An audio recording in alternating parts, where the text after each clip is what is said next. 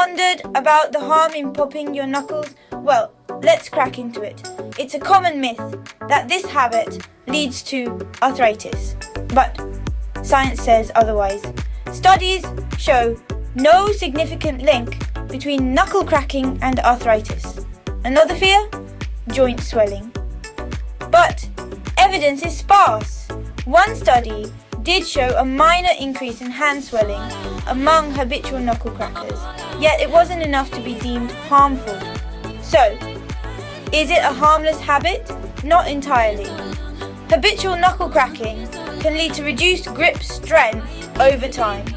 So next time your fingers feel a bit stiff, perhaps consider a gentle stretch instead of a satisfying crack. Keep those hands healthy, folks.